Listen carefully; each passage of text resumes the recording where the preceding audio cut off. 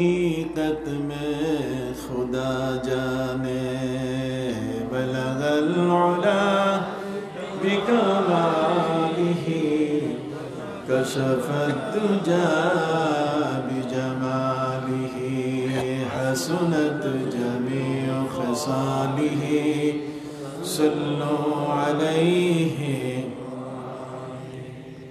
قوت عشق سے ہر پست کو بالا کر دے قوت عشق سے ہر پست کو بالا کر دے ہر دل کو نام محمد سے اجالا کر دے بلغ العلا بکمالہ کشف الدجى بجمالہ حسنت جمیع خصالہ صلوا علیہ وآلہ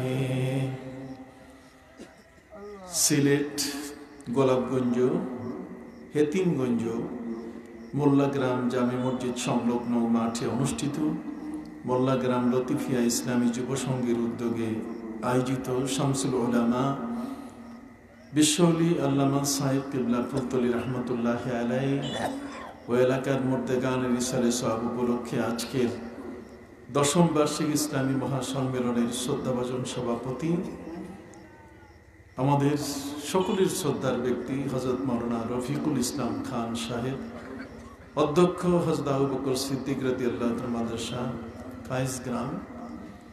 আজকের প্রধান অতিথি যিনি মাযহাবজাত ওলি, মায়ের গর্ভ থেকে ওলি হয়ে এসেছেন, আল্লামা সাহেব কিবলা ফুলতলি রহমতুল্লাহি আলাইহির সুযোগ্য সাহেবজাদা আল্লামা মুফতি গিয়াসউদ্দিন চৌধুরী সাহেব রাহমাতুল্লাহি আলাইহি।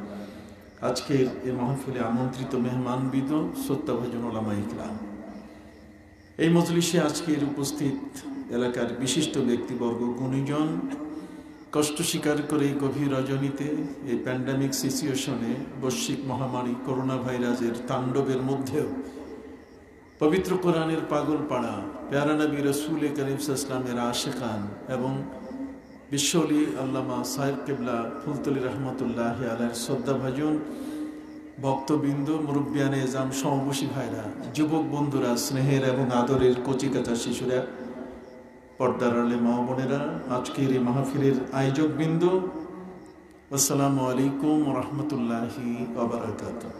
ওয়া আলাইকুম আসসালাম।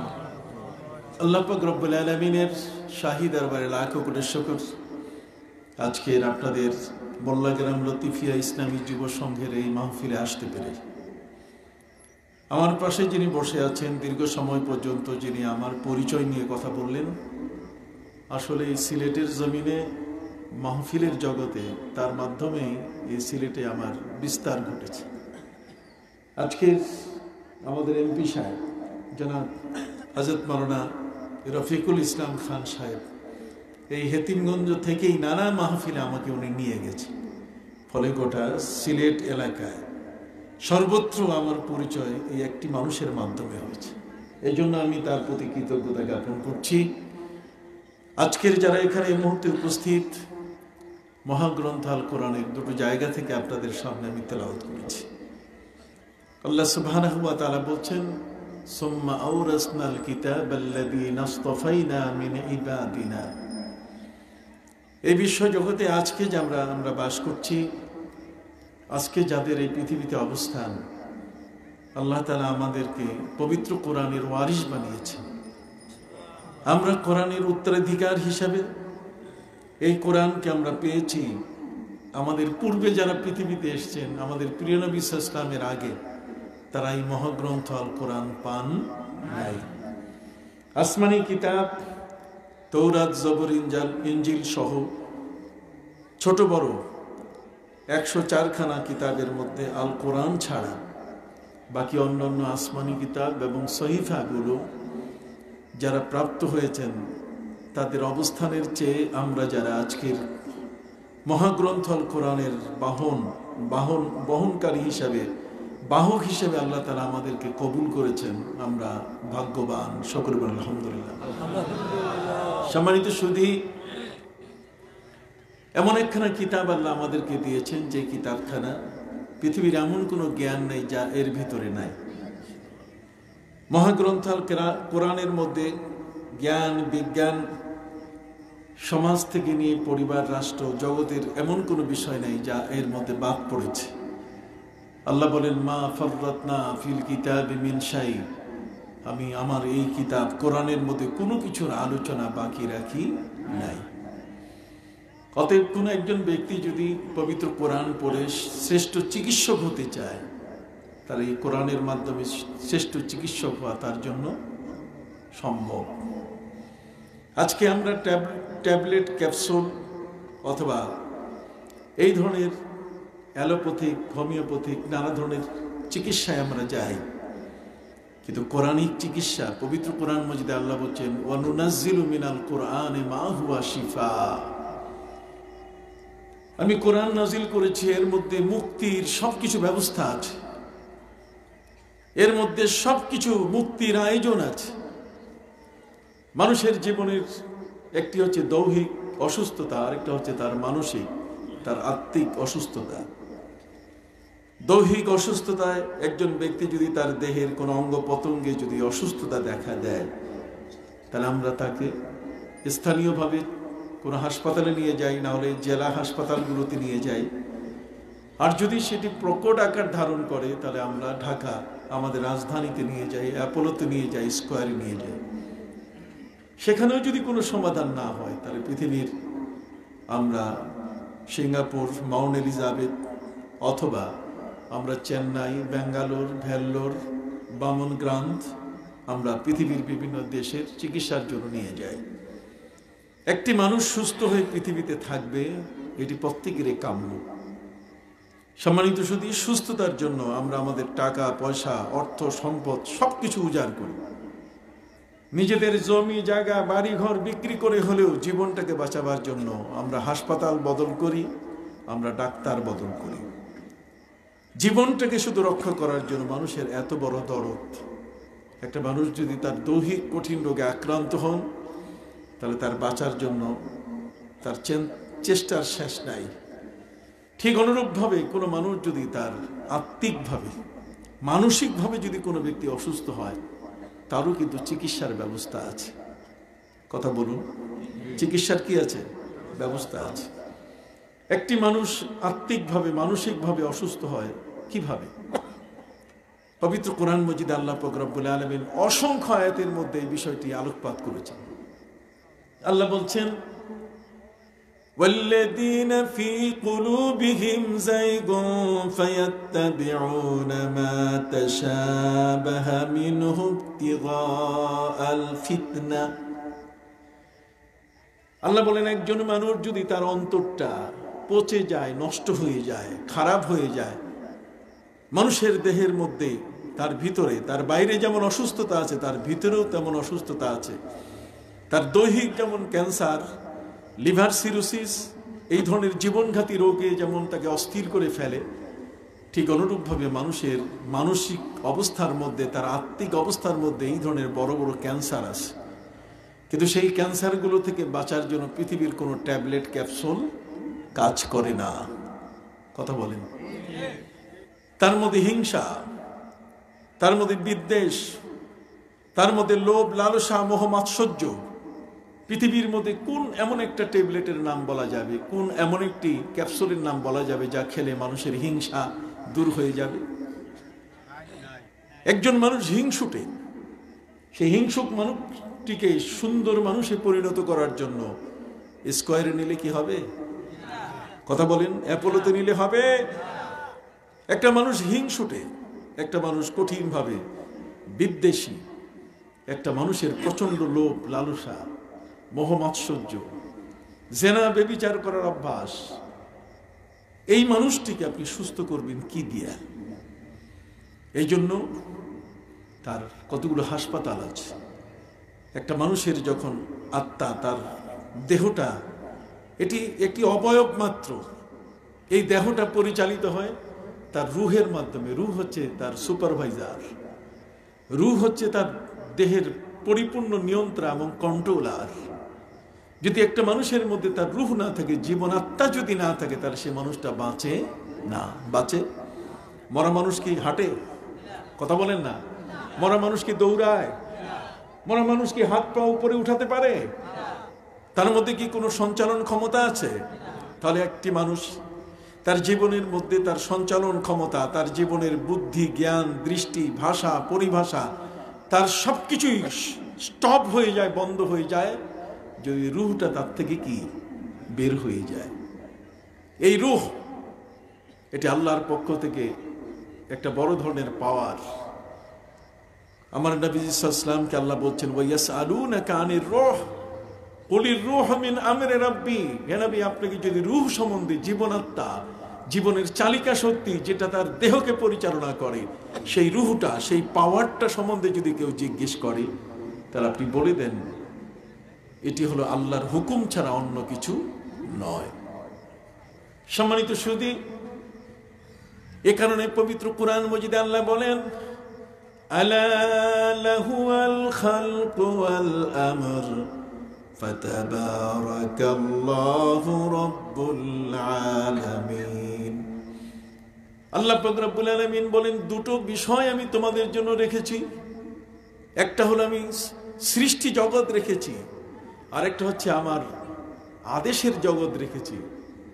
আপনারা দেখবেন যে কোনো স্কুল, কলেজ, মাদ্রাসা, ইউনিভার্সিটি, সেখানে যেমন ছাত্রদের পড়ার ক্লাস আছে, ঠিক অনুরূপভাবে তাদের একটি প্রশাসনিক ভবন, যেখানে প্রিন্সিপাল বসেন, প্রধান শিক্ষক বসেন, যেখান থেকে নোটিশ জারি করা হয়, আদেশ জারি করা হয়।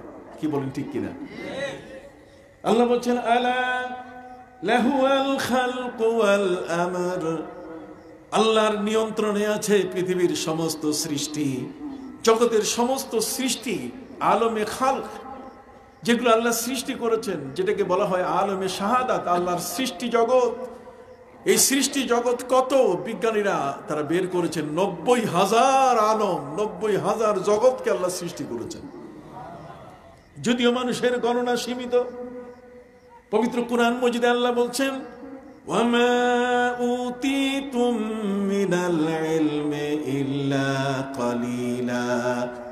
বান্দা, আমি তোমার জন্য যে জ্ঞান দান করেছি খুব সামান্য, মহাসমুদ্রের এক ফোঁটা পানির মতো। অতএব তুমি সব সময় আমি আল্লাহর কাছে প্রার্থনা করো, ওয়াকুর রব্বি জিদনি ইলমা। আল্লাহ, তুমি আমার জ্ঞানের পরিধি বাড়িয়ে দাও, আমার জ্ঞানের হাওসালা, আমার জ্ঞানের পরিধি আরো প্রশস্ত করে দাও, আরো জ্ঞান তুমি আমাকে দিয়ে ধন্য করো। সুবহানাল্লাহ বলেন। অতএব যে জ্ঞান আল্লাহ আমাকে দান করেছেন, আল্লাহর সৃষ্টি জগতের মধ্যে যা আছে, যেমন আল্লাহর সৃষ্টি জগতের মধ্যে আছে আলমে মালাকুত, ফিরিস্তার জগৎ, আলমে আরওয়া, রুহের জগৎ। রুহ আল্লাহ সৃষ্টি করেছেন, ঠিক এমনি করে আলমে লাহুত, আলমে নাসুত, আলমে জাবারুত, আল্লাহর যতগুলো সৃষ্টি সবগুলো, এগুলো আলমে খালক, আল্লাহর সৃষ্টি। এই সমস্ত সৃষ্টিকে চালাবার জন্য একটা প্রশাসন দরকার আছে কিনা? কথা বল না। এই প্রশাসনটার নাম হলো আলমে আমর, আল্লাহর আদেশের জগৎ, প্রশাসনের জগৎ। ওই প্রশাসনের জগৎটা হলো আরশের উপরে। কোথায়? আরশের উপরে।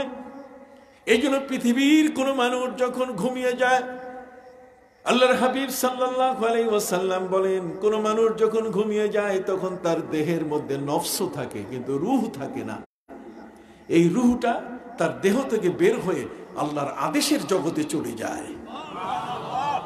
ওই আল্লাহর আদেশের জগতে যাওয়ার পরে সেখানে আল্লাহর আদেশের জগতের অটো সিস্টেম আছে। ওই জগতের মধ্যে কেউ প্রবেশ করলে তাকে সেখানে রুকু করতে হবে, সেজদা করতে হবে। এই রুহটা কি সেখানে রুকু এবং সেজদা, এটা যদি করতে না পারে, এটা তার জন্য বরং কলঙ্কের ইতিহাস সৃষ্টি হয়। এই জন্য পৃথিবীতে যে মানুষটা নামাজি হয়, তার রুহটাও নামাজি হয়। ওই আরো সেই আল্লাহর আলমে আমর, আল্লাহর যে আদেশের জগৎ, সেখানে গিয়ে সে আল্লাহর নামে সেজদায় পড়ে যায়। পবিত্র কুরআন মজিদে আল্লাহ পাক রব্বুল আলামিন বলেন, কোন মানুষ পৃথিবীর মধ্যে যখন ঘুমিয়ে যায়, ঘুমানো মানুষটার রুহটা যখন তার নফসটা, রুহ বলেন নফস বলেন, পবিত্র কোরআন মজিদে কখনো কখনো দুটা সমর্থ এক অর্থে ব্যবহার করা হয়েছে। অতএব জগতের মধ্যে একজন ব্যক্তির রুহ, এটা যখন চলে যায়, রুহের সাথে তার দেহের কানেকশনটা ঠিক থাকে, ফলে মানুষটাকে একটা জীবন্ত মানুষ মনে হয়। একটা ট্রেন যখন চলে, চলন্ত অবস্থায় ট্রেনের গতি থাকে একরকম, আর যখন থেমে যায় তখন ট্রেনের মধ্যে ধক ধক ধক ধক একটা শব্দ তার ভিতরে কি থাকে, তার মানে ইঞ্জিনটা চলমান থাকে কিন্তু গতি থাকে না। একটা মানুষ যখন ঘুমিয়ে যায় তখন তার ইঞ্জিনটা ঠিক থাকে, কিন্তু হাত পাও, তার কোথাও যাওয়া, কোনো মন্তব্য, তার পক্ষে কোনো অভিমত দেওয়া, তার পক্ষে কোনো বিচার করা, তার পক্ষে এই ধরনের কোনো কিছু করার শক্তি থাকে না। এই রুহটা, এই নফসটা যখন চলে যায় আকাশে আল্লাহর আরশের জগতে, তখন আল্লাহ যদি ইচ্ছা করেন তাহলে রুহটাকে যদি ওখানে আটকায় দেন, তাহলে পৃথিবীতে সে লাশ হয়ে যায়, তখন তাকে দরজা ভেঙে বের করতে। পবিত্র কোরআন মজিদে আল্লাহ বলেন, আল্লাহু ইয়াতাওয়াফাল আনফুসা হিনা মাউতিহা ওয়াল্লাতী লাম তামুত ফী মানামিহা ফায়ুমসিকুল্লাতী কাদা আলাইহাল মাউত ওয়া ইউরসিলুল উখরা ইলা আজালিন মুসাম্মা। সুবহানাল্লাহ বলেন। তাহলে প্রত্যেকের মনে এই বিষয়টার একটি অবস্থা তৈরি হলো যে আমরা ঘুমিয়ে গেলে কিন্তু রুহটা, নফসটা আমার কাছে কি থাকে না, এটা চলে যায় কোথায়? আল্লাহর আদেশের জগৎ, প্রশাসনিক ভবনে হাজিরা দেয়। সুবহানাল্লাহ বলেন। তাহলে আপনি পৃথিবীর এই জমিনের মধ্যে, এই পৃথিবীটা আপনার, সারা জগতের মধ্যে আপনার কর্তৃত্ব, নেতৃত্ব, জগতের মধ্যে সবকিছু আপনার চলবে এমনটা নয়, বরং ঘুমিয়ে পড়লে আপনার রূহ আপনার কাছে থাকে না, ঘুমিয়ে পড়লে আপনার নফসটা আপনার কাছে থাকে না, এটা চলে যায় কোথায়? আল্লাহর আদেশের জগতে। আল্লাহ বলেন ফায়ুমসিকুল্লাতী কাদা আলাইহাল মাউত, যার উপরে আল্লাহ মৃত্যুর ফয়সালা করেছেন ওইখানে রুহটা আটকায় দেন। কোথায় যাবেন? রুহ নিয়ে পালাবেন কোথায়? সিঙ্গাপুর? সুযোগ নাই, সিঙ্গাপুরও তো ঘুমাইতে হবে, কথা বল না? সম্মানিত সুধী ভাইরা আমার, জগতের মধ্যে অ্যাপোলো বলেন, স্কয়ার বলেন, যেখানেই যান ঘুম তো আছে। আল্লাহ বলেন, বান্দারে তোমারে আটকাবার জন্য আমার কোনো বাহিনী পাঠাবার প্রয়োজন নাই। বাহিনী ছাড়াও আমি তোমার রুহটাকে আদেশের জগতে প্রবেশ করার পরে যদি আমি ছেড়ে না দেই, তাহলে তোমার পৃথিবীতে আসার কোনো সুযোগ নাই। আল্লাহ বলেন, ওয়া ইউরসিলুল উখরা ইলা আজালিম মুসাম্মা, আবার তোমাকে আরেকটা ঘুম আসা পর্যন্ত আল্লাহ ছেড়ে দেন। এই যে এখন আছি, ঘুমাবো, তারপর জেগে উঠবো, আবার আরেকটা ঘুম পর্যন্ত আল্লাহ আমাকে সুযোগ দিলেন পৃথিবীতে থাকার। কাজে আপনি কিসের স্বপ্ন দেখেন যে পৃথিবীতে আপনি 50 বছর 100 বছর বাঁচবেন? যদি আজিমপুরের গেটে আপনি যান, শহীদ বুদ্ধিজীবী কবরস্থানের গেটে যদি আপনি যান, ঢাকা শহরের ঠিক এমনি করে জুরাইন কবরস্থান, শাহজাহানপুর কবরস্থান, বনানী কবরস্থানের সামনে যদি আপনি যান, গিয়ে দেখবেন যে আপনার চেয়ে কত ছোট বয়সী, গতকাল যে শিশুটি জন্ম নিয়েছে, কোয়া কোয়া করে ডাক দিয়েছে, সেই শিশুটিরও লাশ বাবা চোখের পানি মুছতে মুছতে কবরস্থানে নিয়ে আসতেছে। কি বলেন, ঠিক না? সেই তুলনায় আপনি পৃথিবীতে বহু সুযোগ পেয়েছেন, বহুবার আপনি ধরা খেয়েছেন কিন্তু ছাড় পেয়েছেন, কথা বলেন। বহুবার আপনি কি ধরা খেয়েছেন? আপনি কত বড় বাহাদুর! আপনার বাহাদুরিকে, আপনার সিনাজুরিকে, আপনার এই উদ্ধতটাকে আল্লাহ তাআলা ইচ্ছে করলে আটকাই দিতে পারতেন, কিন্তু ছেড়ে দিয়েছেন। কেন ছেড়ে দিয়েছেন? এই কারণে, বাজা তু বাজা গরসদ বার তওবা শিকস্তি বাজা, বাজা তু বাজা এই দরগাহে মারা না উম্মীদ নিস। আল্লাহ বলেন, ছেড়ে দিলাম, ফিরে আসো আমার দিকে, নামাজ পড়ো, রোজা রাখো, আমার পথে চলে আসো। তোমাকে ছাড় দিয়ে দিলাম, সুযোগ দিলাম। এইভাবে একের পর এক প্রতিদিন প্রতিটি মুহূর্ত আল্লাহ ছাড় দিয়ে যাচ্ছেন আমাদেরকে। সুবহানাল্লাহ। অতএব পাপীকে কোন সময় কোন মুহূর্তে কাকে কিভাবে আটকায় দেন। আল্লাহু ইয়াতাওয়াফাল আনফুসা হিনা মাউতিহা ওয়াল্লাতী লাম তামুত ফি মানামিহা ফায়ুমসিকুল্লাতী কাদা আলাইহাল মাউত ওয়া ইউরসিলুল উখরা ইলা আজালিম মুসাম্মা। আপনাকে কিন্তু একটা সময় পর্যন্ত আল্লাহ ছেড়ে দিচ্ছেন, এরপরে আবার তিনি ধরে ফেলবেন। তাহলে আল্লাহ ধরার সুযোগ রাখছেন কিনা? জোরে বলেন, রাখছেন কিনা?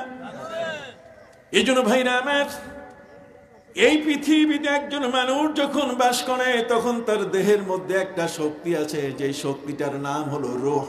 নাম কি? রূহ। এই রূহটা হলো আল্লাহর আদেশের জগৎ থেকে আসছে। এটার জগৎ আলাদা, এটার খাওয়া আলাদা। আর যে দেহটা আল্লাহ তৈরি করেছেন, এই যে হাত পাও ঠ্যাং মাথা থেকে পা পর্যন্ত আপাদ মস্তক, এটারও খাবার আবার আলাদা। এটার খাবার আল্লাহ তৈরি করে দিয়েছেন পৃথিবীর এই জমিন থেকে। এখান থেকে আম বলেন, জাম বলেন, কাঁঠাল বলেন, এখানে রবি শস্য বলেন, শাক সবজি বলেন, সব ধরনের খাবার আল্লাহ পাক রব্বুল আলামিন তৈরি করে দিয়েছেন। এই পৃথিবীর খাবারগুলো খেয়ে খেয়ে আমার শরীর মোটা হয়, আমার শরীরের স্বাস্থ্য বাড়ে। কি বলেন, ঠিক কিনা? আমি অসুস্থ হয়ে পড়ি। আমার দেহটাকে বাঁচাবার জন্য, দেহটা তৈরি হয়েছে মাটি থেকে, খাবারও আল্লাহ দিয়েছেন কোত্থেকে? মাটি থেকে। সুবহানাল্লাহ কইবেন না? খাবারও দিয়েছেন কি? মাটি থেকে। আর রূহটা আসছে কোত্থেকে? আল্লাহর আদেশের জগৎ থেকে। এই জন্য সেই রূহের খাবারটাও কই? আল্লাহর আদেশের জগৎ থেকে এই রূহেরও খাবার ব্যবস্থা করেছে। এই রূহের খাবার হলো আল্লাহর জিকির। জোরে বলেন, রূহের খাবার কি? আপনি বলছেন না কেন? রূহের খাবার কি? পৃথিবীর বিজ্ঞানীরা এটা ভাগ করতে জানে না। শেক্সপিয়ার বলেছেন, দুনিয়াটা মস্ত বড়, খাও দাও ফুর্তি করো। শেক্সপিয়ারের কাছে রূহের খবর নাই, ডারউইনের কাছে রূহের খবর নাই, ডালসনের কাছে রূহের খবর নাই, প্লেটোর কাছে রূহের খবর নাই। ওই আজকের পৃথিবীতে যারা এই পৃথিবীতে ধর্ম নিয়ে যারা খেল তামাশা করছে, তাদের কাছে কি রূহের খবর নাই? তার রূহটাকে চিনে না। তারা মনে করে যে মানুষ মরে যায় যখন তার রক্তের সেলগুলো নষ্ট হয়ে যায়।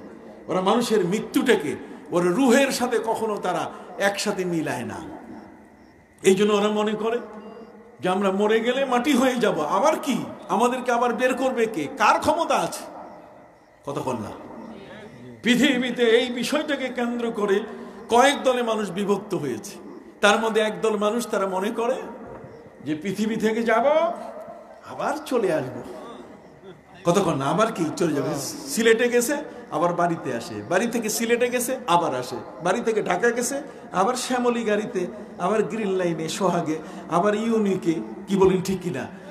চলে আসে।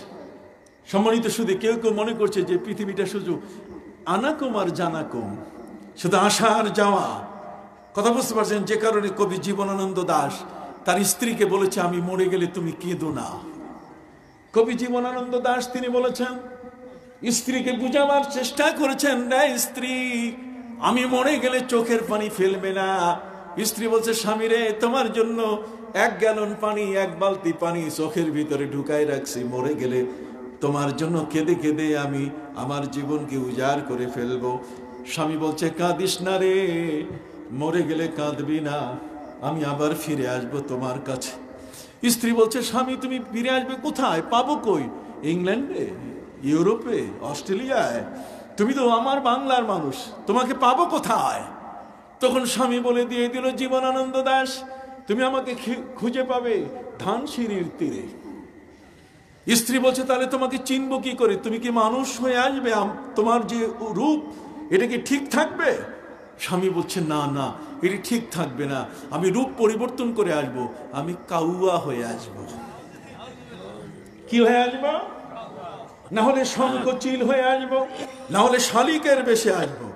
যে কারণে কবি জীবনানন্দ দাশ তিনি কবিতা লিখে গেলেন, আবার আসিব ফিরে ধানসিঁড়িটির তীরে, আবার আসিব ফিরে ধানসিঁড়িটির তীরে, এই বাংলায় হয়তোবা মানুষ নয়, শঙ্খচিল হয়ে শালিকের বেশে, হয়তোবা মানুষ নয়, ভোরের কাক হয়ে নবান্নের দেশে।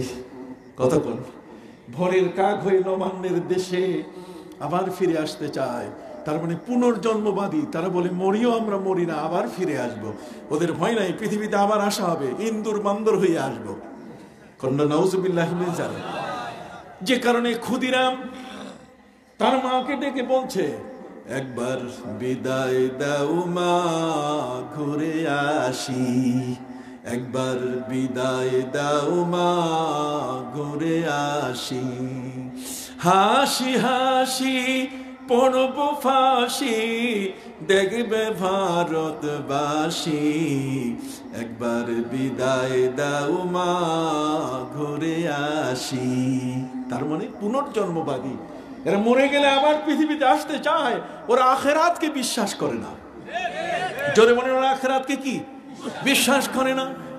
আরেক দল মানুষ যারা মনে করে মরে গেলে মাটি হয়ে যাব, আমাদেরকে আবার কে জিন্দা করবে, মাটি থেকে আবার কে উঠাবে।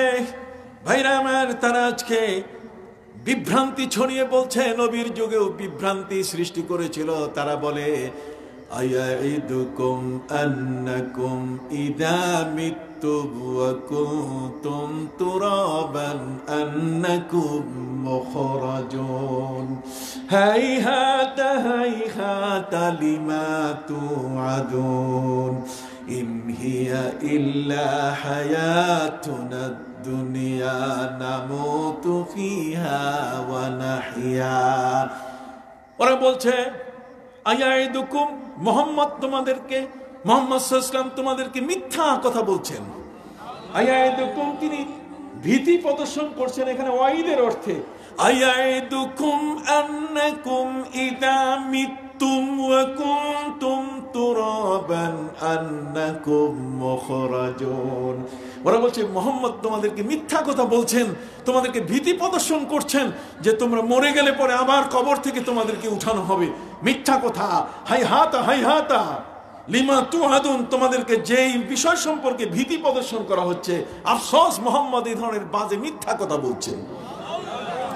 তারা বলছেন, ইন হিয়া ইল্লা হায়াতুনাদ দুনিয়া, পৃথিবীর জীবনটা শুধু জীবন, এটা শুধু খাও দাও ফুর্তি করো, এটা ফুর্তির জায়গা, এখানে আর অন্য কোনো নাই। আল্লাহ খোদা বলতে গেলে কিছু নাই। জগতের মধ্যে আল্লাহর ইবাদত বন্দেগী করতে হবে, এগুলোর কোনো প্রয়োজন নাই। ইন হিয়া ইল্লা হায়াতুনাদ দুনিয়া নামুতু ওয়া নাহইয়া ওয়া মা নাহনু বিমাবউসিন। ইন হুয়া ইল্লা রাজুলুন ইফতারা আলাল্লাহি কাযিবাও। ওরা নিজেরা বলছে যে মুহাম্মদ সাল্লাল্লাহু আলাইহি ওয়াসাল্লাম মিথ্যা কথা বলছেন। ইন হুয়া ইল্লা রাজুলুন ইফতারা আলাল্লাহি কাযিবা ওয়া মা নাহনু লাহু বিমুমিনিন। আমরা মুহাম্মদ সাল্লাল্লাহু আলাইহি ওয়াসাল্লামের উপর ঈমান আনবো না, কারণ মরে গেলে মাটি হয়ে যাব। কতক্ষণ না আবার নতুন করে উঠানো হবে কেন? আমার আল্লাহ বলছেন নবী প্রতিবাদ করেন। সুবহানাল্লাহ কোন?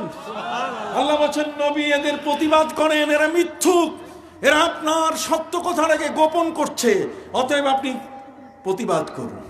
সেই প্রতিবাদ করতে গিয়ে আমার প্রিয় নবী সাল্লাল্লাহু আলাইহি সাল্লামকে আল্লাহ শিখিয়ে দিলেন কি চমৎকার ভাবে, ইয়াউমা নাতুবিস সামাআ কাতাইস শিযিল্লিল কুতুবি কামা বাদানা আউওয়ালা খালকিন নুঈদু।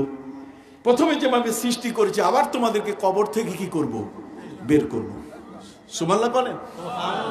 তাহলে কবর থেকে আবার কি বের হব? তাহলে পুনর্জন্মবাদী যারা, তাদের আকীদা, তাদের বিশ্বাস, মরে গেলে পরে পৃথিবীতে আসা যাবে। ইন্দুর বান্দর, কাক, শালিক, শঙ্খচিল হয়ে আসা যাবে। আর একটা দল বলছে মুহাম্মদ মিথ্যা বলছেন। কতক্ষণ না মাইয়ুহিল ইজামা ওয়া হিয়া রামীম, মানুষ মরে গেলে তার এই হাড়গুলো ঢন ঢন করে বেজে উঠবে। কি করে? কে তাকে তাদেরকে জিন্দা করবে? আল্লাহ বলেন প্রতিবাদ করেন, কুল আনশা আল্লাযী আনশা আউওয়ালা মাররা, ওই আল্লাহ সৃষ্টি করবেন যিনি প্রথমেই সৃষ্টি করেছেন। চিৎকার দিয়ে বলেন সুবহানাল্লাহ। তাহলে পৃথিবীর মানুষের জ্ঞান, একদল মানুষ যারা এই আধ্যাত্মিক জ্ঞান থেকে সম্পূর্ণ সরে গেছে, এরা নাস্তিক, এরা বেঈমান, এরা দেহের পূজারী, এরা এনজয় করে, পৃথিবীটাকে ভোগ করে তারা। এরা শুধু খায় দায়, ফুর্তি করে।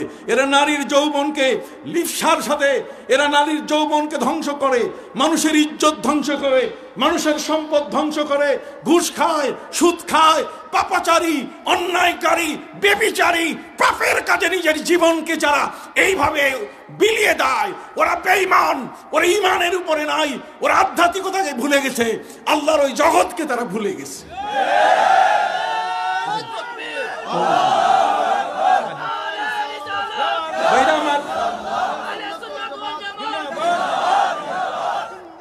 ইসলাম এ দুটার মধ্যে সমন্বয় করেছে, দেহ এবং তার রুহের মধ্যে সমন্বয় করেছে, তার আধ্যাত্মিকতা, তার এই জীবন দুটোর মধ্যে সমন্বয় করেছে। ইসলাম বলে দিয়েছে মিনহা খালাকনাকুম ওয়া ফিহা নুঈদুকুম ওয়া মিনহা নুখরিজুকুম তারাতান উখরা। সুবহানাল্লাহ বলেন। একটা মানুষ মরে গেলে কবরে যখন তার বুকে মাটি চাপা দেওয়া হচ্ছে, মাটি যখন তার হাতে দেওয়া হচ্ছে, তখন হাতে কি? মাটি। মাটি হাতে নিয়ে বলছে মিনহা খালাকনাকুম, আল্লাহ বলেন এই মাটি দিয়ে আমি তোমাকে সৃষ্টি করেছি, যাকে তুমি কবরে রেখেছো তাকে আর তোমাকে ভিন্ন কোনো দিক দিয়ে আমি সৃষ্টি করি নাই, মাটি দিয়ে আমি সৃষ্টি করেছি। ইয়া আইয়ুহান নাসু ইন্না খালাকনাকুম মিন তুরাব, রে পৃথিবীর মানুষ, আমি তোমাদেরকে মাটি দিয়ে তৈরি করেছি, অতএব খবরদার, সবাই মাটির দ্বারা তৈরি হয়েছ। মিনহা খালাকনাকুম ওয়া ফিহা নুঈদুকুম, এই মাটির ভিতরে সবাইকে আবার ফিরাবো, আবার তোমার দেহটা মাটি হয়ে যাবে, পানি পানির সাথে, মাটি মাটির সাথে, আগুন আগুন, বাতাস বাতাসের সাথে। আরবায়ে আনাসির, উনসুরে আরবা, আনাসের আরবা, চারটা জিনিস, আগুন, পানি, বাতাস, মাটি, এটা দিয়ে দেহ তৈরি হয়েছে। এই দেহ তৈরি হওয়ার পরে, মরে যাওয়ার পরে মাটির সাথে মিশে যাবে। আল্লাহ বলছেন আবার ওমিনহা নুখরিজুকুম তারাতান উখরা, আবার তোমাকে সেখান থেকে বিচারের জন্য দাঁড় করাবো। ইসলাম এখানে এসে আপনাকে ডিফারেন্স করে দিয়েছে ওই বেঈমানগুলো থেকে, মনে থাকবে। এ কারণে এই দল এই সত্য কথাটিকে বুঝাবার জন্য পৃথিবীতে আল্লামা সাহেব কেবলা ফুলতলি রহমতুল্লাহ আলাইহির মতো ব্যক্তিরা আগমন করেছে। এইখানে এসে এই তফাৎটা যারা বুঝে না, নাস্তিকরা এই তফাৎ বুঝে না, নাস্তিক রূহ চিনে না, তার আত্মা চিনে না, তার জীবন আত্মা চিনে না। তারা বলে একটা মানুষ মরে যায়, তার রক্তের সেলগুলো যখন মারা যায় তখন লোকটা মরে। ইসলাম বলছেন না, একটা মানুষ মারা যায় যখন তার রূহটাকে ফিরিস্তা নিয়ে যায়। কতক্ষণ না ডিফারেন্সটা বুঝতে পারছেন আপনারা? আপনি কি পার্থক্য বুঝতে পারছেন? এই পার্থক্যটা বুঝাবার জন্যই নবী রাসূল, এই পার্থক্যটা বোঝার জন্য নবীর সাহাবা ইকরাম, এই পার্থক্যটাকে বোঝাবার জন্য আউলিয়া ইকরাম, পীর মাশায়েখ। কথা বুঝেন না? যদি এটা না থাকতো, যদি এই সত্যটাকে উপলব্ধি করার মতো যদি না হতো, তাহলে কখনো তারা এই কথা বলতেন না। আমি কি বুঝাতে পারছি আপনি? সম্মানিত সুধী ভাইরা আমার, এই জন্য দেহের জগৎ একটা, রুহের জগৎ আরেকটা। একটা হচ্ছে আলমে আরওয়াহ, রুহের জগৎ। আমার নবী পৃথিবীতে আসেন নাই, এখনো মানুষের দেহ অবয়ব তৈরি হয় নাই। তার আগে আলমে আরওয়াহ, রুহের জগতে আল্লাহ পাক রব্বুল আলামিন নবীদেরকে নিয়ে তিনি তাদের শপথ পড়ালেন। وَإِذْ أَخَذَ اللَّهُ مِيثَاقَ النَّبِيِّينَ لَمَا آتَيْتُكُم مِّن كِتَابٍ وَحِكْمَةٍ ثُمَّ جَاءَكُمْ رَسُولٌ। সুবহানাল্লাহ। এইখানে রুহের জগৎ, অতএব রুহটা হচ্ছে প্রশাসনিক জগতের আন্ডারে। এটা হচ্ছে আল্লাহর আদেশের জগতের সাথে রুহের সম্পর্ক। কথা খেয়াল করছেন? অতএব সেই রুহটা দেহের মধ্যে আছে, সেই দেহের মধ্যে এই রুহটা, এটা আত্মাটা আমার দেহের মধ্যে আছে, এটা আমার কলবের মধ্যে অবস্থান করে। অতএব এই কলবটা যদি খারাপ হয়ে যায়, কথা বল না, তখন কিন্তু সে আর কথা শুনে না। এটা কখনো বেঈমান হয়ে যায়, মোতাকাব্বির হয়ে যায়। কলবটা কখনো কখনো বেঈমান হয়ে যায়। কই কেমন করে? আসুন পবিত্র কোরআন মজিদে আল্লাহ পাক রব্বুল আলামিন বলেন, কাযালিকা ইয়াতবাউল্লাহু আলা কুল্লি কলবিন মুতাকাব্বিরিন জাব্বার। আল্লাহ বলেন আমি কখনো কখনো কলবটা যখন মুতাকাব্বির হয়, এটা যখন অহংকারী হয়, তখন এটার উপর আমি সিলগালা করে দেই, ওটাকে আর আগে বাড়তে দেই না। কথা বুঝতে পারছেন ভাই না আমার? কখনো কখনো মানুষের কলবটা এমন হয়ে যায়, এটা বেঈমান হয়ে যায়, এটা এমন হয়ে যায় যেটা সত্যের কথা মানতে চায় না। কখনো কখনো এটার উপরে দাগ পড়ে যায়, কাল্লা বাল রানা আলা কুলুবিহিম মা কানু ইয়াকসিবুন। সুবহানাল্লাহ বলেন। কখনো কখনো কলবের উপরে দাগ পড়ে যায়। আমার কখন কলব লোভী হয়ে যায়, লোভী হয়ে গেলে কলবটা তখন আমার কন্ট্রোলে থাকে না। পবিত্র কোরআন মজিদে আল্লাহ বলেন, ইনিত্তাকাইতুন্না ফালা তাখদা'না বিল কওল ফায়াতমা'আল্লাযী ফী কলবিহি মারাদুন ওয়া কুল্লা কাওলাম মা'রুফা। আমার নবীজি বলেন, আয়েশা রে, নবী স্ত্রীগণ তোমরা শোনো, পরপুরুষের সাথে কখনো ভান করে কথা কইও না, রং ঢং করে কথা কইও না। পুরুষের কলবের মধ্যে একটা নেকড়ে বাঘ চাইয়া আছে। যদি তুমি বলো ভাইজান আসেন ঘরের ভিতরে একটু চা খাইয়া যান, তো ভাইজানের ওই নেকড়ে বাঘটা, তার এই মরা আত্মাটা, তার নষ্ট আত্মাটা তোমার উপরে আক্রমণ করে বসতে পারে। এই জন্য কখনো কখনো কলবটা এটা কখনো কখনো এটা অসুস্থ হয়ে যায়। ফি কুলুবিহিম মারাদুন ফাযাদাহুমুল্লাহু মারাদা। আবার কখনো কখনো কলবটা এমন হয়ে যায়, এটা অন্ধ হয়ে যায়। আল্লাহ বলেন, فإنها لا تعمى الأبصار ولكن تعمى القلوب التي في الصدور। আল্লাহ বলেন ওদের চোখ নষ্ট হয় নাই, ওদের অন্তর চক্ষুটা কি হয়ে গেছে, অন্ধ হয়ে গেছে, এটা নষ্ট হয়ে গেছে। এই জন্য সত্যটাকে তারা উপলব্ধি করতে পারছে না। এই অন্ধ কলবটা এটা খোলার জন্য কলবের যত কালিমা আছে, লিকুল্লি শাইইন সিকালাতুন ওয়া সিকালাতুল কুলুবি যিকরুল্লাহ, আল্লাহর জিকির ছাড়া এই কলবের ময়লা দূর করার কোনো ক্ষমতা নাই। পবিত্র কোরআন মাজিদে আল্লাহ বলেন, আলা বিযিকরিল্লাহি তাতমাইন্নুল কুলুব। আল্লাহর জিকির দিয়ে তোমার কলব, তোমার জীবনটাকে শান্ত করা ছাড়া আর অন্য কোনো ব্যবস্থা নাই। এই জন্য আল্লামা সাহেব কিবলা রহমতুল্লাহ আলাইহি কাদরিয়া তরিকার জিকির চালু করেছেন। এই কারণে পীর মাশায়েখ আউলিয়া উলিয়া, কেউ চিশতিয়া, কেউ কাদেরিয়া, কেউ নকশবন্দিয়া, কেউ মুজাদ্দিদিয়া, কেউ মুহাম্মদিয়া, কি বলেন ঠিক কিনা? আর এইটা নিয়ে ব্যঙ্গ করছে ওই মৌলবী আলেমে সু, যে টাইকে জায়েজ করতে যাইয়া কাতাইয়ি সিজিল্লিল কুতুব কোরআনের আয়াত দিয়া এই মৌলবী আবার করোনা ভাইরাসের সাথে কথা কইছে। কথা বল, এই ধরনের কতগুলো এগুলো আমাদের কাছে আসে, এগুলো আমাদের জন্য বড় কলঙ্কের কারণ। কথা বল না। এই সমস্ত অলিয়া উলিয়া পীর মাশায়েখদের সম্পর্কে, এদের সম্পর্কে যাদের ধারণা কম, আজ তারাই ওই হযরত শাহজালাল ইয়েমেনি রহমতুল্লাহি আলাইহির মতো মহান অলিয়া উলিয়াদের দরগাগুলোকে তারা দুর্গ বলে, মানে দরগা যেটা সেটাকে তারা কি বলে, দুর্গা বলে, দুর্গা বলে তারা। কথা বুঝতে পারছে? আজকে এরাই ওই সমস্ত জায়গায় বোমা মারে। কথা বল না। ওলিদের যারা যেখানে শুয়ে আছেন, আল্লাহর ওলিদের সাথে তাদের এত বড় শত্রুতা, অথচ এই জমিনের মধ্যে ইসলাম প্রচার করেছেন এই সমস্ত ওলিয়া উলিয়া।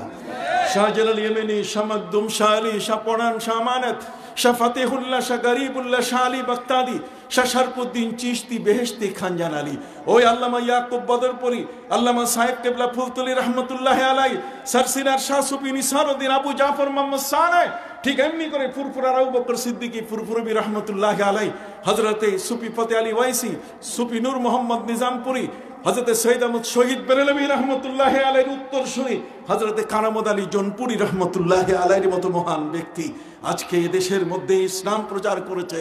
আজকের এই দেহের ডাক্তার আমার অ্যাপোলোতে আছে, কিন্তু মনের ডাক্তার অ্যাপোলোতে পাওয়া যাবে না, এটা পাওয়া যাবে সাহেব বাড়িতে। কথা, এটা ফুলতলিতে পাওয়া যাবে, সারসিনায় পাওয়া যাবে। সুবহানাল্লাহ কোন না?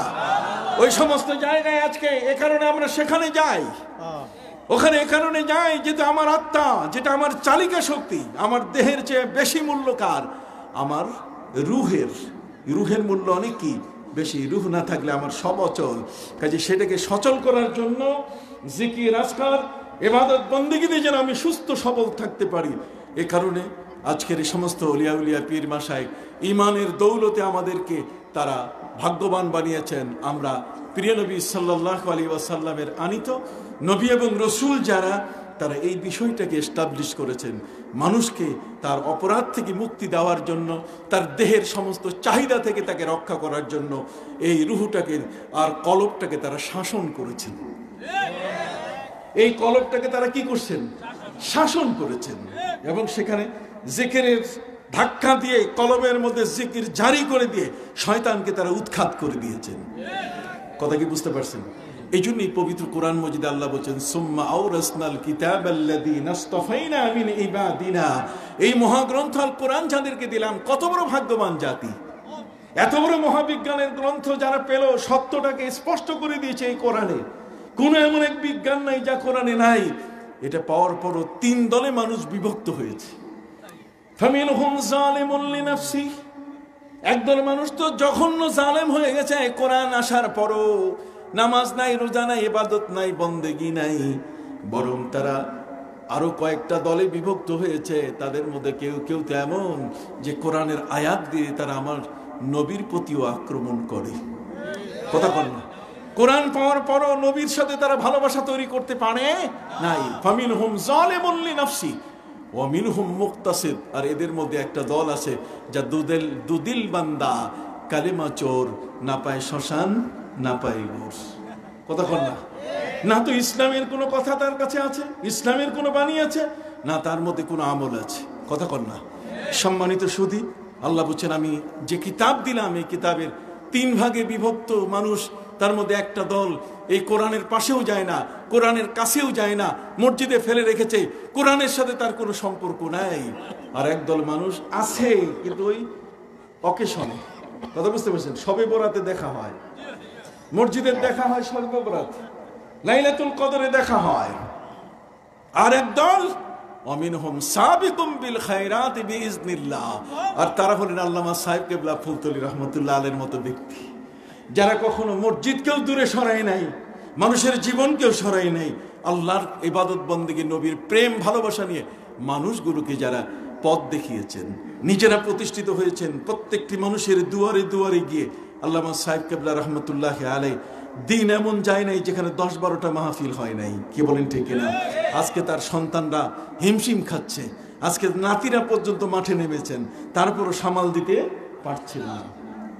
আমাদের খান সাহেব, আমাদের এমপি সাহেব, উনি বলেছেন আল্লামা সাহেব কেবলা রহমতুল্লাহ আলাইহি যখন হেতিমগঞ্জে উনি বসা, আমি দীর্ঘ সময় পর্যন্ত আলোচনা করেছি। কথা বুঝতে পারছেন? সেই দিক থেকে তো আমি পুরানা, আপনাদের মুরব্বী। কি বলেন ঠিক না? তখন ওই আমার খান সাহেবের দাড়ি কাঁচা, আমার গুলো তো আরো মহা কাঁচা। কথা বুঝুন, আমরা কাঁচা মানুষ। সেই সময় আপনি ছবি দেখেন, সেই সময় আপনি ফিতা টানেন, ফিতা টানলেই আপনি দেখতে পাবেন যে ওই সময় আমরা ছিলাম একেবারে এমন এক যুবক। তখন সারসিনা মাদ্রাসা থেকে কেবলমাত্র আমি শিক্ষকতায় বের হয়েছি, একটা তাজা জীবন নিয়ে আসছি। কথা বুঝতে পারছেন? এখন তো দীর্ঘ সময় পর্যন্ত কেটে গেল, প্রায় 40 বছরে আমার ওয়াজের বয়স।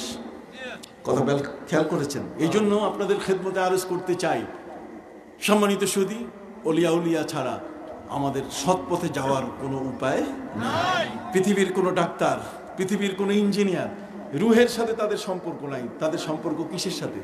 দেহের সাথে। এই জন্য এটা চিকিৎসা ভালো বুঝে, কিন্তু আপনার দেহের ভিতরে যে হিংসা, বিদ্বেষ, এটার ভিতরে যত ধরনের কেবের, ওজব, কথা বুঝেন নাই, এর মধ্যে লৌকিকতা, যত ধরনের অহংকার, গর্ব, দর্প, এই সবগুলো ধ্বংস না করলে আপনি তো প্রকৃত মানুষ হতে পারবেন না, আমি তো প্রকৃত মানুষ হতে পারবো না।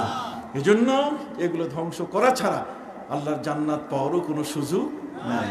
কাজে যে জিনিসটা আমার প্রতিবন্ধক, যে জিনিসটা আমাকে বাধা সৃষ্টি করে, যেটার কারণে মুহূর্তে মুহূর্তে আমার গুনাহগুলো হচ্ছে, সেগুলো বাঁচতে গেলে এই দরবারে আমাকে যেতে হবে। এই রুহের হাসপাতাল হলো ফুলতলি দরবার, সারসিনা দরবার।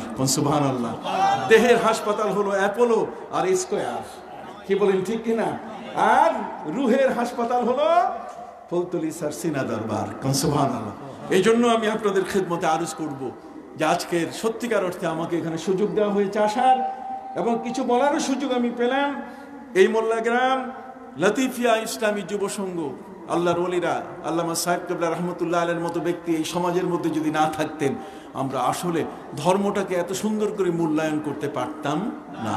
ধর্মটাকে আমরা বুঝেছি, এই ধর্ম ছাড়া মানুষ মানুষ থাকে না। ইসলামকে বাদ দিয়ে মানুষ পশু হয়ে যায়। জোরে বলেন, ইসলাম ধর্মকে বাদ দিয়ে মানুষ কি হয়ে যায়? পশু হয়ে যায়। তাই এই পশুত্ব থেকে রক্ষা করতে গেলে ওলিয়া উলিয়াদের পাশে যাওয়া ছাড়া আর কোনো উপায় আমাদের নেই। আমি আশা করি আপনারা এগুলো মনে রাখবেন। এখানে আমাকে দুটো প্রশ্ন করা হয়েছে, আমি কি উত্তর দেব? সম্মানিত সুধী, বলা হয়েছে যে আমরা বিশ্বাস করি নবী ঈসা আলাইহিস সালাম জিন্দা নবী, ওলিয়া উলিয়াও কি জিন্দা, এর ব্যাখ্যা চায়। দেখুন, ওলিয়া উলিয়াদের জিন্দা এদের অসম্ভব কিছু নয়। দেওবন্দ উপমহাদেশের শ্রেষ্ঠ বড় ধরনের একটা মাদ্রাসা, আমিও দেওবন্দের ছাত্র। দেওবন্দের একটা গেট আছে, এটার নাম হলো বাবু জাহের। বাবু জাহেরের গেটের পাশে আল্লামা শাব্বির আহমদ উসমানী সাহেবের কবর। প্রতিদিন আসরের সময় ছাত্রেরা মাদুর বিছাইয়া, এরকম হগলা মাদুর বিছাইয়া সেখানে কেতাব নিয়ে বসে। তোদেরকে জিজ্ঞাসা করা হয় যে তোমরা এখানে বসছো কেন, এখানে কেন? ওরা বলছে ক্লাসে যতটুকু বুঝি না তার চেয়ে বেশি বুঝে আসে কবরের পাশে। তারা কবরে যিনি আছেন, কোন মানুষ যখন মারা যায় আল্লাহর ওলি, কবরে গেলে তার 6 গুণ তাসারুফাতের ক্ষমতা বেড়ে যায়। ঠিক এমনি করে আমি যখন ইরাকে ঢুকতেছি, জর্ডান থেকে যখন ইরাকে যখন ঢুকতেছি, তখন একটি জায়গা যেখান থেকে আমি ইরাকের ভিতরে প্রবেশ করলাম, এর বর্ডারের মধ্যে দেখি একটা মানুষের পা এই হাঁটু থেকে বাইরে আছে এরকম। তো যেহেতু আমি মাদ্রাসায় পড়েছি, মাদ্রাসায় পড়ার কারণে আমি সেখানে আরবিতে লেখা আমি দেখলাম যে এই পাটা কার এবং কতদিন থেকে এই পাটা বাইরে আছে। মূলত একজন অলি, একজন দরবেশের পা, একজন অলি আরেকজন অলির পাশ দিয়ে আসছেন। অতএব সেখানে অলির সাথে যিনি দরবেশ, তার সাথে তার যে খাদেম ছিল, খাদেম বলছে হুজুর এখানে আল্লাহর একজন অলি আছে, একটু দোয়া করেন। উনি বলছেন কিসের অলি? কেউ নেই এখানে। যখন এই কথা বলছে, যেখানে কোনো অলি নাই, তখন যিনি কবরে আছেন উনি ঠ্যাং বাড়ি করে দিয়েছে, আমি আসি। ওই পাও এখনো আছে।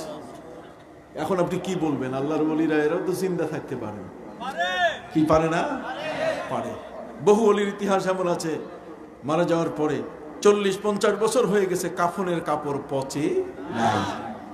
কথা কন না? সাহাবায়ে কেরামের মধ্যে যারা আল্লাহর রাস্তায় শাহাদাত বরণ করেছেন, হযরত সালমান ফারসি রাদিয়াল্লাহু তাআলা আনহু, আজ থেকে 600 বছর আগে তাকে কবর থেকে বের করা হয়েছে। 800 বছর পরে কবর থেকে বের করা হলো, আর সেখানে মনে হয় তার চোখের পাওয়ার জীবিত ব্যক্তির চোখের পাওয়ারের মতো। সম্মানিত সুধী, এই জন্য আমি বলতে চাই নবীজি জিন্দা, এতে কোনো সন্দেহ নাই। এবং নবীর সাথে যাদের কানেকশন আছে তাদেরও কবরে জিন্দা থাকাটা অসম্ভব কিছু নয়। অনেক বক্তা বলেন মরহুম ফুলতলি পীর সাহেব, ওনার নামের পূর্বে মরহুম শব্দটা ব্যবহার করা কতটুকু সঠিক। দেখুন, মরহুম শব্দের অর্থ এটা একটা দোয়া, এটা একটা কি দোয়া। মরহুম মানে আল্লাহ তার উপরে রহম করেছেন, ফাইনাল রহম করে ফেলছেন। আল্লামা সাহেব কেবলা রহমতুল্লাহ আলাইহি, আমাদের বাপ মা মারা গেলে তাদেরকে মরহুম বলি না? তো মরহুম মানে যার উপরে আলামান রহিমা, যার উপরে রহম করা হয়েছে।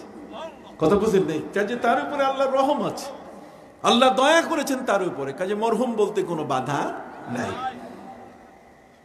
ব্যবহার করে দয়া করে উত্তরগুলো দিয়ে বাধিত করবেন। উত্তর দিয়েছি। শায়েখ আপনার সম্পাদিত মাদ্রাসার 9ম-10ম শ্রেণীর আরবি প্রথম কিতাবে আদ-দারসুস সানিতে একটি সংলাপে রসুল কি উম্মি তথা লিখতে জানেন না, পড়তে জানেন না বোঝানো হয়েছে। এই বিষয়ে সঠিক ব্যাখ্যা দিলে আমরা কৃতজ্ঞ থাকব।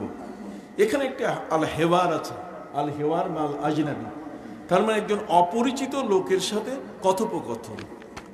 কতক্ষণ না, একজন অপরিচিত লোকের সাথে কি কথোপকথন। এখানে এই যে জিনিসটা লেখা হয়েছে, আমি যখন এটা সম্পাদন করেছি, আমার আরবি বাংলাদেশ মাদ্রাসা শিক্ষা বোর্ডের 5ম শ্রেণী থেকে একাদশ শ্রেণী পর্যন্ত যত আরবি বই, সমস্ত আরবি বই আমি সম্পাদনা করেছি।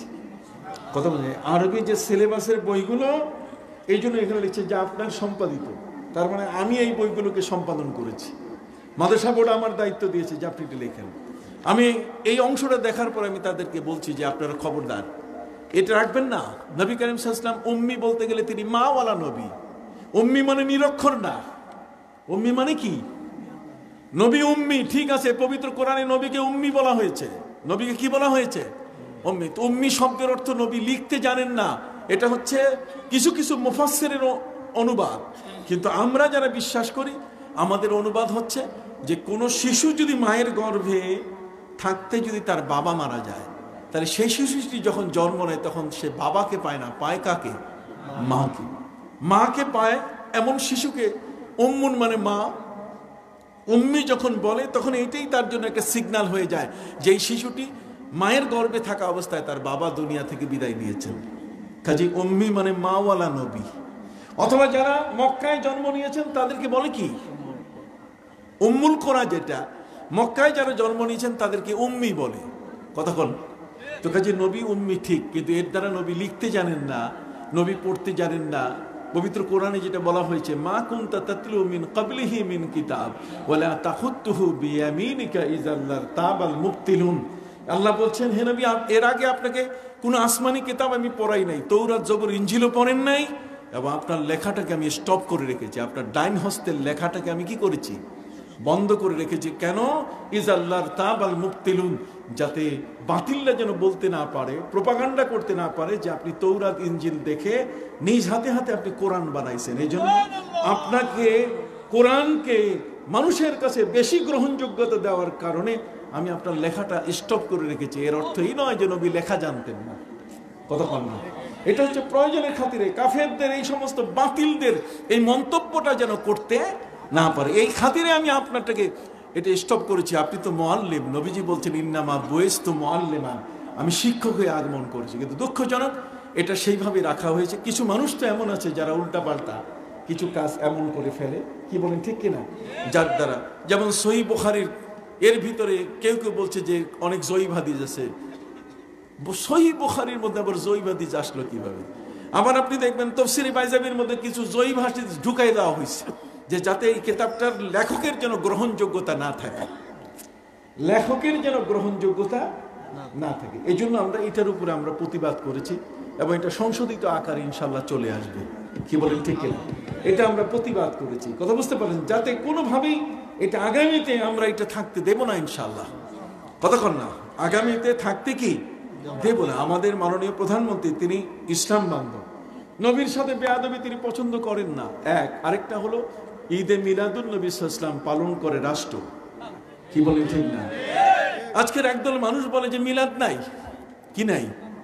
মিলাদ নাই। আপনি মিলাদ নাই বলছেন, মিলাদ নাই, মিলাদ নাই কেন? আপনি বলছেন যে 600 বছর পরে আসছে। আরে 600 বছর পরে মিলাদ আসলো, আপনি কাকে বুঝাচ্ছেন? একটা জাহেল মূর্খকে আপনি বুঝাতে পারেন, কিন্তু একজন শিক্ষিত ব্যক্তিকে আপনি বুঝাইতে পারবেন না। তার কারণ হচ্ছে মিলাদ শব্দটা এটা 2য় হিজরির সমাপ্তি এবং 3য় হিজরির শুরুতে ইমাম তিরমিজি রহমতুল্লাহ আলাইহি তার জামে তিরমিজির 2য় খণ্ডে একটি শিরোনামে তিনি লিখেছেন, বাবু জাআ ফি মিলাদিন নবী সাল্লাল্লাহু আলাইহি ওয়াসাল্লাম। এখন মিলাদ আপনি এটা পান না খুঁজে, মিলাদ নবীর জীবন বৃত্তান্ত আপনার খুঁজে পেতে কষ্ট হয়, তাহলে মিলাদ মানে নবীর জীবন বৃত্তান্ত, শিশু নবীর জীবন। কি বলেন ঠিক কিনা? তাহলে আসেন, শিশু নবীর জীবন মিলাদ আপনি বলবেন না, এটা পকেটে রাখি। আরেকটা আছে, সেটা আপনি নেন, এটা কোরআনে আছে। আপনি 600 বছর 300 বছর শুরু করছেন কি? পবিত্র কোরআনের মধ্যে আল্লাহ পাক রব্বুল আলামিন মৌলুদের কথা বলছে। কি বলছেন? মৌলুদ। তো মৌলুদ শরীফ আর মিলাদ শরীফ দুইটা এক জিনিস। চিটাগাং আর চট্টগ্রাম এটার মধ্যে কোনো পার্থক্য নাই। কথা বলেন, চিটাগাং আর চট্টগ্রামের মধ্যে পার্থক্য আছে? সিনিন আর সাইনা দুইটার মধ্যে পার্থক্য আছে? ওয়াত্তিন ওয়াজ জাইতুন ওয়া তুর সিনিনা ওয়া হাযাল বালাদিল আমিন। এখানে সিনিন শব্দ যে জায়গা, ওয়া শাজারাতান তাখরুজু মিন তুর সাইনা তামবুতু বিদ্দুহরি ওয়া সিবগিল লিল আকিলিন। এখানে সাইনা বলা হয়েছে, সাইনা আর সিনিন দুইটা এক জিনিস। তো কাজে মিলাদ আর মৌলুদ দুইটা কি এক জিনিস। তো মিলাদ আপনি পান না, ওটা পকেটে ছুঁয়ে নেন, আসেন মৌলুদটা নেন। কতক্ষণ না কি নেবেন? মৌলুদ বলবে হুজুর কোথায় আছেন মৌলুদ? ওই কোরআনে আছে 2টা জায়গায়। আল্লাহ বলেন ওয়ালাল মাউলুদি লাহু রিজকুহুন্না ওয়া কিসওয়াতুহুন্না। কত বছর? লা ইয়াজজি ওয়ালিদুন আন ওয়ালাদিহি ওয়ালা মাউলুদুন হুয়া জাজিন আন ওয়ালিদিহি শাইআ। পবিত্র কোরআন মাজিদের দুইটা জায়গায় কি আছে? মৌলুদ আছে, মৌলুদ শরীফ। মিলাদ আপনার এখন আসছে, কিন্তু মৌলুদ শরীফ তো সবসময় ছিল। মৌলুদ শরীফ, শরীফ শব্দ যোগ করলে আমার নবীর জীবন বৃত্তান্ত। আর নবীর জীবন বৃত্তান্ত কি? নবী কি বস্তির ছেলে নাকি? তিনি কি বস্তিতে জন্ম নিয়েছেন? নবীর জীবন ইতিহাস, নবী সাল্লাল্লাহু আলাইহি ওয়াসাল্লামের জগতের মধ্যে শুভাগমন, হযরত মুসা নবী কেমনে আসলেন, তার শুভাগমন, তার জগতের আসার ব্যাপারটা, কিভাবে মা তাকে জন্ম দিলেন, কিভাবে ফেরাউন তার গোয়েন্দা লাগাই দিল, কিভাবে সেই ফেরাউনের ঘরে হযরত নবী মুসা আলাইহিস সালামকে মা পানিতে ফেলে দিয়ে আবার সেই শিশু ভেসে গেল তার বাড়ির সামনে দিয়ে, আর তাকে তুলে ফেরাউন তার মেয়ের সুস্থতা, মুখের লালা লাগাই দেওয়ার সাথে সাথে ফেরাউনের মেয়ে ভালো হয়ে গেল। সে বলছে আমার ভয় লাগতেছে, এইটা বোধহয় সেই ছেলে আমার মসনদকে তসনদ করে দিবে। স্ত্রী বলছে না না না, আসা আইয়ান ফানা আও নাত্তাখিযাহু ওয়ালাদা, এ আমাদের উপকার দেবে অথবা একে আমরা পোষ্যপুত্র বানাবো। কি বলেন? ওদিকে ফেলে দেওয়ার সময় মা বলছেন আল্লাহ, ফেরাউনের হাতে দিলাম না, তার গোয়েন্দা বাহিনী জমাই করে ফেলবে, কিন্তু তুমি পানিতে যে ফেলে দিতে বললে তাহলে ছেলে তো মরে যাবে। আল্লাহ বলছেন না রে, তুমি একটা ডোমর তক্তার উপরে এই মুসা শিশুকে তুমি শোয়াই দাও আর পানিতে ছেড়ে দাও, পানির মধ্যে আমি দোলনা তৈরি করে দিব, ঢেউয়ের তালে তালে আমি তাকে নিয়ে যাব সেই দুষ্ট দুরাচার পাপিষ্টের ঘরে, ওর দ্বারাই আমি লালনের ব্যবস্থা করব। কাজেই মুসা নবীর মিলাদ ইতিহাস। কথা বলেন, হযরত ঈসা নবীর মিলাদ কি ইতিহাস। সেটা যদি কোরআন বলে, সেটা যদি কোরআনের মধ্যে থাকে, তাহলে আমার নবীর জন্মের ইতিহাস কি তার চেয়ে কম? যেই নবী এবং হযরত ঈসার জীবনী শুরু হয়েছে ঈসা নবীর জন্ম থেকে, হযরত মুসা নবীর জীবনী শুরু হয়েছে মুসা নবীর জন্ম থেকে, আর আমার নবীর জীবনী শুরু হয়েছে সৃষ্টির শুরু থেকে। তখন থেকে আল্লাহর আয়োজন, তখন থেকে নবীদের কাছে আল্লাহর শপথ গ্রহণ, তখন থেকে আল্লাযীনা ইয়াজিদুনাহু মাকতুবান ইনদাহুম ফিত তাওরাত ওয়াল ইনজিল, তাওরাত ইনজিলে নবীর নাম লেখা। নবীর সূচনা সেই বাবা আদমের সৃষ্টির আগের থেকে। নবীকে বলা হয়েছে মাতা কুনতা নাবিয়্যা, আপনি কবে নবী হয়েছেন? নবী করিম সাল্লাল্লাহু আলাইহি ওয়াসাল্লাম বলছেন কুনতু নাবিয়্যান ওয়া কানা আদমু বাইনাল মাই ওয়াত তিন, আদমের যখন বডি তৈরি হচ্ছে তখনও আমি নবী। নবীর সূচনা, আমার নবীর সূচনা তো বহু আগে। মুসা নবী তো জন্মের পরে, ঈসা নবী তো জন্মের পরে, আর আমার নবীর হল সূচনা কি? জন্মের আগে, জন্মের সময়, জন্মের পরে। কাজে আমার নবীর ইতিহাস অনেক লম্বা। কাজে সেই নবীর মিলাদ অবশ্যই হবে। যারা এটা করে না, আমি মনে করি তারা জ্ঞান পাপী, আমি মনে করি তারা জ্ঞান পাপী, তাদের জ্ঞানের দৈন্যতা আছে, আমি মনে করি তাদের জ্ঞানের ত্রুটি আছে, আমি মনে করি তাদের জ্ঞানের গভীরতা নাই। তারা নবীর সম্পর্কে তারা গোপন ভাবে শত্রুতা পোষণ করে, এরা কপাল পড়া, এদের কপাল নষ্ট। কথা বলি, আমরা কপাল পড়া নই, আমরা নবীকে নিয়ে চর্চা করতে চাই। ওয়া রাফা'না লাকা যিকরা, আমরা তার আলোচনা করতে চাই। আল্লাহ যার আলোচনা সম্পর্কে তিনি নিজেই বলছেন ফাইজা যুকিরতু যুকিরতামাই, আমি যেখানে আছি আমার নাম যেখানে সেখানে আপনি। কাজী আজানে আমার নামের সাথে আপনি, কালেমায় আমার নামের সাথে আপনি। কি বলেন ঠিক না? একামতে আমার নামের সাথে আপনি, আরশের পায়ায় আমার নামের সাথে আপনি। কাজী যারা এটা নিয়ে আমাদের সমাজকে বিভ্রান্ত করতে চায়, আমি আশা করি তারা এর থেকে ফিরে আসবেন। কি বলেন ঠিক না?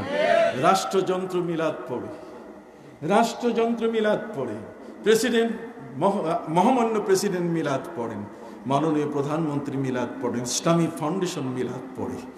কাজে আপনি ইসলামী ফাউন্ডেশনের বাইরে নাই। ফতোয়া বেশি জানেন? আপনাদের ফতোয়া তো আমি উদ্ধার করে দিয়েছি। আপনাদের ফতোয়া হাইকোর্ট থেকে, আমি সুপ্রিম কোর্ট থেকে আপনাদের ফতোয়াকে আপনাদের হাতে এনে দিয়েছি। এখন আর সেই ফতোয়া আপনাদের হাতে ওইভাবে রাখা যাবে না, বরং আমরা উলামায়ে কেরামকে নিয়ে জাতীয় ফতোয়া বোর্ড আমরা প্রতিষ্ঠা করব। কাজে জাতীয় ফতোয়া বোর্ড তারাই সিদ্ধান্ত দিবে যে কোনটা জায়েজ এবং কোনটা না জায়েজ। আপনারা মুড়ির দোকান থেকে ফতোয়া দিবেন, রিকশার উপরে বসে ফতোয়া দিবেন, সেই সুযোগ দেওয়া হবে। আমরা চাই শান্তি, আমরা চাই পারস্পরিক বন্ধুত্ব, আমরা চাই নবীর প্রেম ভালোবাসা, আমরা চাই আশিক হওয়ার জন্য নবী করিম সাল্লাল্লাহু আলাইহি ওয়াসাল্লামের কোনোভাবে যেন কোনো মানুষ যেন বাধা সৃষ্টি করতে না পারে। এতদিন আপনারা মসজিদ বন্ধ করে দিয়েছেন শবে বরাতে, এখন এটাও আমরা সুযোগ দিব না। কেন? আপনি শবে বরাতে, মসজিদ তো আপনার নামে নয়, আপনি আমার বাড়িতে খেয়ে, আপনি লজিং থেকে আপনি আমার মসজিদে ইমামতি করেন, আর আপনি শবে বরাতের দিনে তালা লাগান, আপনার সাহস তো কম না? কি বলেন, ঠিক না? আমার বাড়িতে লেখাপড়া করে, আমার বাড়িতে খেয়ে আপনি আজকে আপনার রুজি রুটি মসজিদে আপনি ইমামতি করে আপনি বাঁচতেছেন, আর সেখানে আমার ইবাদতে আপনি তালা লাগাবেন, আমার ইবাদত গায়ে আপনি তালা দিবেন। কে আপনাকে অধিকার দিয়েছে? আপনি ব্যাখ্যা বুঝেন না, দূরে থাকেন। ব্যাখ্যা বুঝেন না, ঘরে ঘুমায় থাকেন। কতক্ষণ না? ব্যাখ্যা বুঝেন না, যার সাথে আপনার মহব্বত তার সাথে যান। এখানে আপনি পড়ে আছেন কেন? এটা আল্লামা সাহেব কেবলা ফুলতলি রহমতুল্লাহ আলাইহি এদেশের আউলিয়া ইকরামের আবাদ করা জমিন। এই জমিনে 4.5 লক্ষ মসজিদে আজকে আজান হচ্ছে, যাদের বদৌলতে 4.5 লক্ষ মসজিদে, যেখানে ইমামরা এখানে সত্যের কথা মানুষের কাছে প্রচার করছেন, ধর্মের কথা, নবীর প্রেমের কথা। আর আপনি কোত্থেকে পড়ে আসছেন ভাড়াটিয়া হয়ে? আপনি তো অরিজিনাল না, আপনি তো নাপিত কোম্পানি, আপনি তো 20 টাকার তারাবিকে আপনি 8 টাকাত করেন, আপনি কেসি কোম্পানি। অর্থাৎ এই নাপিতদের আমাদের জায়গায় ঠাঁই নাই। আমরা চাই শান্তিতে বাস করতে, আমরা 20 টাকার তারাবি আমরা বেশি ইবাদত করব। আপনি কম করতে বলেন কেন? আমরা বেশি করব, আমরা 20 টাকাত করব।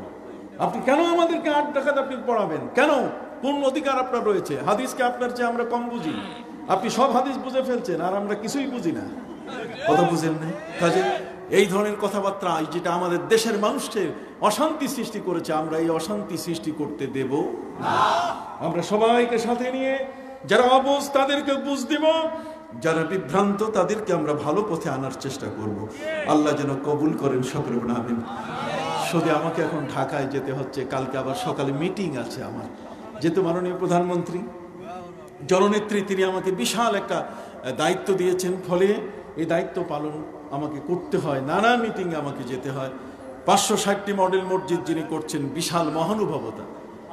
12 লক্ষ রোহিঙ্গাকে যিনি লালন করতেছেন, কি বলেন ঠিক কিনা? ইসলামী আরবি বিশ্ববিদ্যালয় যিনি বিনা পরিশ্রমে আমাদেরকে উপহার দিয়েছেন, কওমি ঘরানার মানুষদেরকে মাস্টার্সের মান দিয়েছেন, হাত পাও কিছু নাই। তারপরও কি? তারপরও তারা আজকে সম্মানের জায়গায় আসীন হয়েছেন। জরুর সুবহানাল্লাহ। তো কাজে ইউটিউবে আয় করবেন, এটা আবার মাসলা জিজ্ঞেস করেন, সবার ক্ষতি হয়ে যাবে, এতগুলো দাঁড়ায় আছে এখানে। আপনি আমার ইউটিউব নিয়ে ফতুয়া জিজ্ঞেস করেন, সব ফতুয়া একসাথে জিজ্ঞেস করবেন না, সব ফতুয়া একসাথে এটা কাট করে দেবেন, এই অংশটা কাট করে দেবেন। কথা বুঝে গেছে? যারা ইউটিউবার এখানে আছেন আমার শ্রদ্ধা ভাইরা আমার, আপনারা তো একদল সাংবাদিক, কথা বুঝেন নাই, আপনারা এই অংশটা বাদ দেবেন, খবরদার। এগুলো ফতুয়া চাবেন না, এগুলো রেকর্ড হচ্ছে। এগুলো কি হচ্ছে? রেকর্ড হচ্ছে। আমি যদি এই ফতুয়া দিই তো আপনার রিজেক্ট বন্ধ হয়ে যাবে। কথা বুঝেন নাই? কাজেই যেখান থেকে যা পান হালাল হিসাবে আপনার কাছে আসলে আপনি নিয়ে নেবেন। কি করেন, ঠিক কিনা? আপনি তো অবৈধভাবে নিচ্ছেন না, একটা ধর্ম প্রচার করে একটা দিচ্ছে আপনাকে, আপনি তো তার সাথে কন্ট্যাক্ট করেন নাই। 1 লাখ যদি সাবস্ক্রাইব হয় তাহলে আপনি একটা সিলভার বাটন পাচ্ছেন, কি সিলভার বাটন পাচ্ছেন। 10 লাখ যদি হয় তাহলে আপনি পাচ্ছেন কি?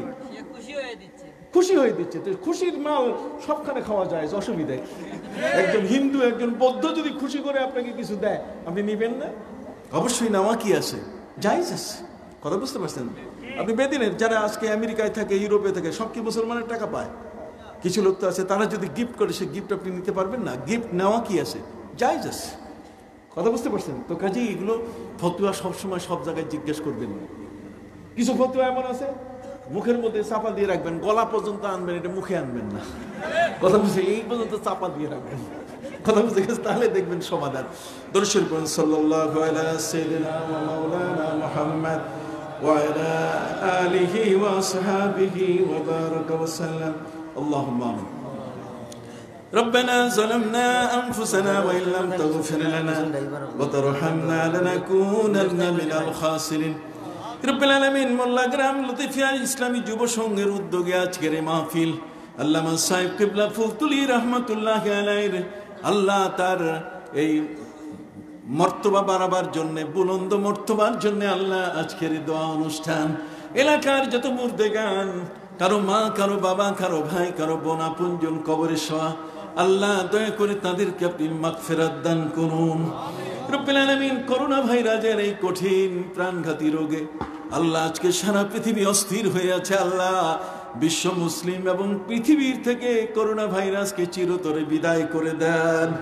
রব্বুল আলামিন মেহেরবানি করে যারা এই রোগে আক্রান্ত হয়ে দুনিয়া থেকে বিদায় নিয়েছেন, আল্লাহ তাদেরকে শাহাদাতের মৃত্যু দান করুন।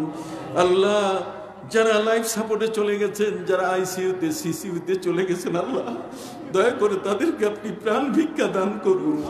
আল্লাহ তাদেরকে বাঁচার ব্যবস্থা করে দেন। আমরা যারা আছি আল্লাহ আমাদেরকে আপনি বাঁচান। আল্লাহ আপনি আমাদেরকে বাঁচান। আল্লাহ আপনি আমাদেরকে জীবন ভিক্ষা দান করুন। এখানে যারা একত্রিত হয়ে বসছে কেউ যেন আক্রান্ত না হয়, নিরাপদে যার যার ঘরে যেন আল্লাহ সুস্থভাবে ফিরতে পারে। আল্লাহ কবুল করে নেন আপনার ওলির উসিলায়। আল্লামা সাহেব কেবলা সহ আল্লামা কারামত আলী জোনপুরি, স্যার সিনাজ সাহেব যারা আছেন, আল্লাহ শাহসুফিনী সারুদ্দিন আবু জাফর মোহাম্মদ সালেহ রহমতুল্লাহ আলাই, আল্লাহ আশপাশের যত ওলিয়া উলিয়া যারা এখানে শোয়া আছেন, বাবা শাহজালাল ইয়েমেনির দেশ, আল্লাহ সারা বাংলাদেশ কেউ যেন আক্রান্ত না হয়।